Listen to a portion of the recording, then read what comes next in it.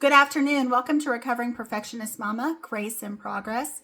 Today we're talking about behind the filter, which I have no filter ever, as you all may know. I'm my awkward, quirky self who has sometimes stream of consciousness thinking. So I say what I'm thinking. Why meaningful creation doesn't feel like work. We hear a lot about content creation these days. Systems, workflows, algorithms, optimization. It's often framed as something to be mastered, something to keep up with, something that if done correctly should eventually feel effortless. But that framing misses something important because not all content comes from strategy.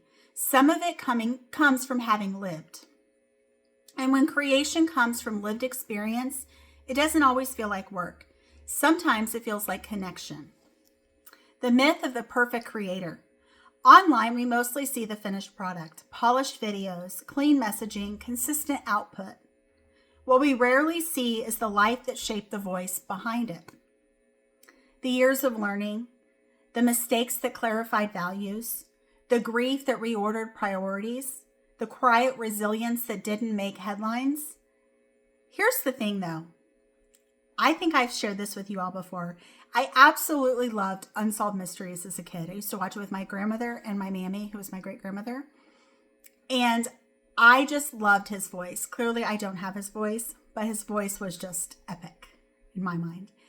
And so to be able to do this and to share things that I've learned along the way with you all, and to have you all just continue to show up for me and show up for our community is amazing. And I would be remiss if I didn't say thank you. And I know that I've said thank you before, but I just want to let you know that this community is awesome, right? Awesome. And so there's a myth that good creators are disciplined first and insightful second. In reality, insight often comes from experience, not performance. And if you know how quirky and kind of my idiosyncrasies and my stream of consciousness thinking sometimes, then you know that I'm not performing. This is who I am. So if you were to see me on the street somewhere, I'm going to be the exact same way that I am when I do the podcast. I am who I am. I'm not good at faking. I'm not good at lying because I'm a terrible liar. So I don't lie because, why? Because it's pretty obvious when I'm not, when I'm being, kind of. So that's just who I am. So what you're seeing is what you get. Truly. So Act 2, how life experience becomes a resource. When you've lived long enough and honestly enough, you start to notice patterns. You recognize warning signs sooner. You understand what actually helps and what only sounds good in theory. You learn where pressure harms and where compassion steadies. And honestly, all of us could use a lot more compassion with ourselves and with each other, because that is the thing that keeps us from being so hard on ourselves, right? Being able to say to yourself, yes, I made a mistake, but I know how to fix it now, and offering yourself the compassion that you need and you deserve. That lived experience becomes a kind of internal library. So when you share, you're not trying to impress anyone. You're offering reassurance. You're offering language for feelings others can't quite name. The quiet relief of someone else has been there too. That kind of sharing isn't performative, it's relational. And a lot of us, and I know many of you included, feel sometimes that you have been looking for a community who understands where you're coming from, a community who's not going to judge you, a community who is going to be supportive of you and acknowledge you. And I will say you guys have shown up in spades for other people. And that means a lot to me, truly, because compassionate people and kind people are the people that I love to have in my community. And I mean, you guys have just done amazing, absolutely amazing. There's been a question about whether or not I would be coaching. I would do personal coaching. I'm still kind of considering, to be honest, because I do have a lot of interest in kind of trauma and things like that, as well as things to kind of help other people. And potentially I'm determining whether or not doing the coaching thing is a thing for me to do, or potentially just doing resources for people so that they can have them in the comfort of their own home. And furthermore, doing things that can assist me in being able to provide podcasts that are relevant to the things that you guys are interested in and want to learn more about. Because I do have a focus on trauma and a lot of things and other topics, legal topics, of course, as well. And so that's something that I'm trying to decide what exactly I want to pinpoint. I do kind of like the idea of potentially doing like trauma-informed stuff, as well as talking a lot about restoration and ultimately being restored and healed and moving forward with that stuff as well. So, I mean, you guys have definitely inspired me in a lot of ways. And again, I appreciate it. So why this kind of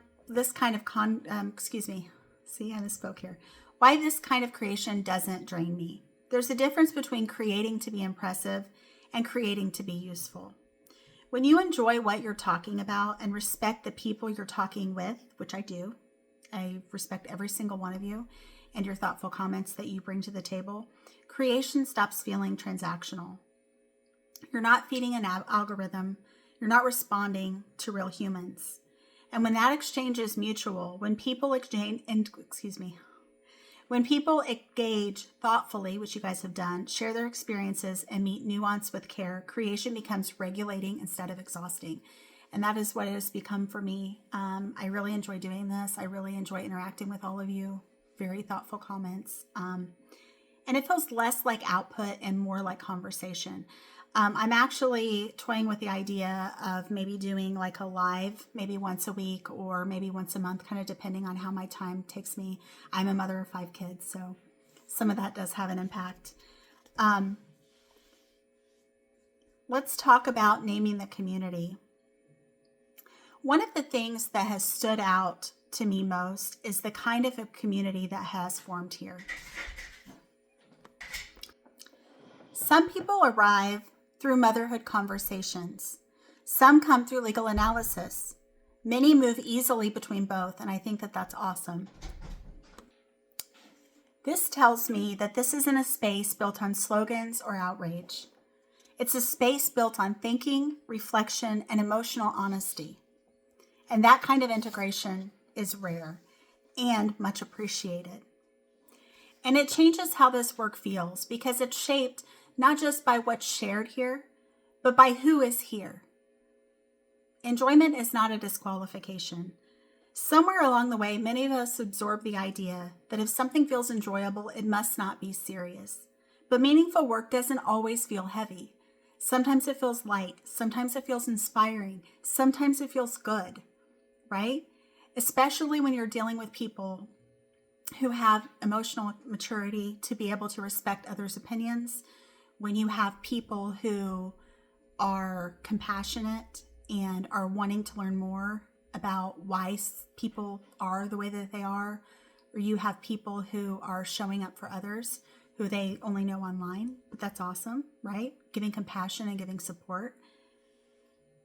Sometimes it feels like alignment, and I feel like this community has a lot of alignment there, like relief, like finally being able to use what you've lived through for something that helps others feel less alone, which I am also a trauma survivor, as you all may know. Enjoyment doesn't make the work shallow. It often means it's honest. And if you can see the smile on my face from most of the time I'm podcasting here with you all, then you know that this is genuinely feels to me like the real deal. And I enjoy it a lot, immensely, and I enjoy all of you. So redefining productivity for recovering perfectionists. For recovering perfectionists, especially mothers, this matters. Because we've been taught to measure worth through output, consistency, metrics, visible effort. But meaningful creation isn't always optimized. Sometimes it's simply this. I learned something the hard way, and if sharing it offers comfort, clarity, or reassurance, that matters. That's not wasted energy. That's integration.